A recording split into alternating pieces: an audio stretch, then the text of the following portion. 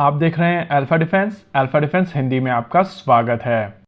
आज के इस वीडियो में हम लोग बात करेंगे मदर ऑफ ऑल डील्स के बारे में। बात हो रही है भारतीय वायुसेना के फ्यूचर के बारे में या कहें भारत के फ्यूचर के बारे में। आपको पता है मित्सुबिशी F1 एशिया का पहला सुपरसोनिक फाइटर जेट था और इस फाइटर जेट ने अपनी पहली उड़ान भरी थी 1975 में। यह एयरक्राफ्ट सर्विस में गया था 1977 में, लेकिन इससे लगभग 16 साल पहले भारत में एक फाइटर जेट अपनी पहली उड़ान भरता है जिसको सुपरसोनिक फ्लाइट्स के लिए डिजाइन किया गया था। वो एयरक्राफ्ट कभी भी सुपरसोनिक जा नहीं पाता क्योंकि उसके लिए इंटेंडेड इंजन कभी मिल नहीं पाते।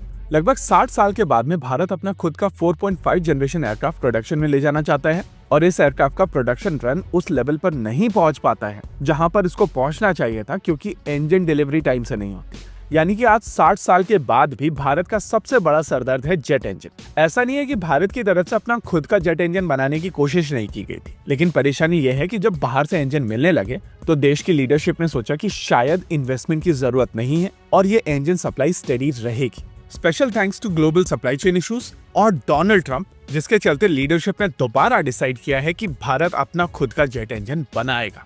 इससे पहले जब भारत की तरफ से एफर्ट डाले गए थे तो इन्वेस्टमेंट किया गया था कावेरी इंजन में और वहां से जो इंजन निकल कर आया था वो भारत को 71 से 73 किलो न्यूटन तक का मैक्सिमम थ्रस्ट देने में सक्षम। इस इंजन के साथ में इशू केवल थ्रस्ट नहीं है, इस इंजन का थ्रस्ट टू वेट रेशियो 6.8 के आसपास है। थ्रस्ट टू वेट रेशियो एक सही टर्म है जो आपको हेल्प करती है किसी भी तरीके के इंजन को कंपेयर करने की। देखिए जैसे जैसे आप इंजन के साइज को बड़ा करते चले जाएंगे वो ज्यादा हवा सक कर पाएगा और ज्यादा हवा जाने के चलते उसका थ्रस्ट कंपैरेटिवली ज्यादा हो जाएगा।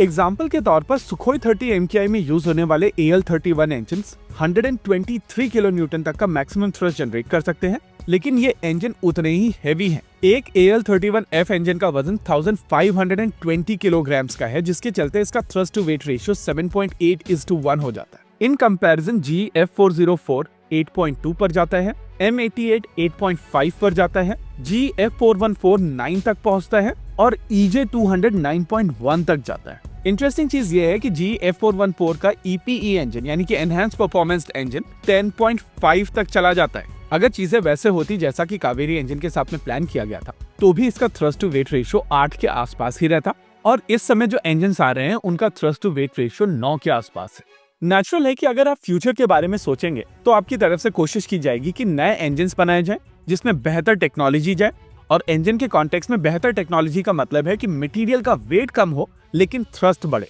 इस चीज को स्टडी करने के लिए सबसे सही पैरामीटर है थ्रस्ट टू वेट रेशियो और इसी वजह से DRDO की तरफ से ये जो नेक्स्ट जनरेशन इंजन बनाया जा रहा है उसका थ्रस्ट टू वेट रेशियो 10 से ज्यादा का प्लान किया गया। कल ही DRDO की तरफ से इस नए इंजन के लिए एक्सप्रेशन ऑफ इंटरेस्ट रिलीज किया गया है और इस एक्सप्रेशन ऑफ इंटरेस्ट के हिसाब से भारत की सभी कंपनीज इसके लिए अप्लाई कर सकती हैं। यहाँ पर किसी भी तरीके का होल्ड अप नहीं है कि केवल सरकारी कंपनीज अप्लाई करेंगी या प्राइवेट सेक्टर कंपनीज अप्लाई करेंगी। कोई भी कंपनी यहाँ पर अप्लाई कर सकती है।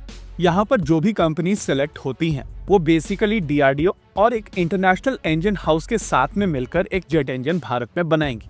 अगर स्कोप ऑफ वर्क की बात की जाए तो यहाँ पर 11 सब सिस्टम्स होंगे जिसमें हॉट सेक्शन और कोल्ड सेक्शन दोनों इन्वॉल्व हैं। लगभग 34 असेंबलीज होंगी और ओवर 23,000 कंपोनेंट्स होंगे। यानी कि बात हो रही है पूरा का पूरा जेट इंजन बनाने की।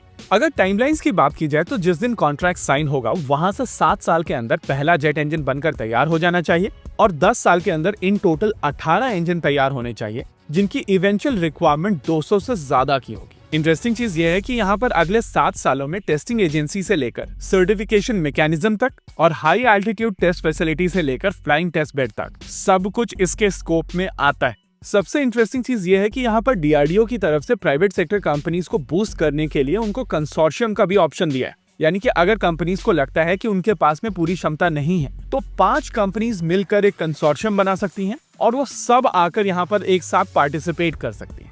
यही कारण है कि हम लोग इस डील को मदर ऑफ ऑल डील्स कह रहे हैं। होपफुली ये प्रोसेस जल्दी कंप्लीट होगा और एक्चुअल इंजन बनना शुरू होगा। इसी के साथ आज के इस वीडियो में रखते हैं केवल इतना ही।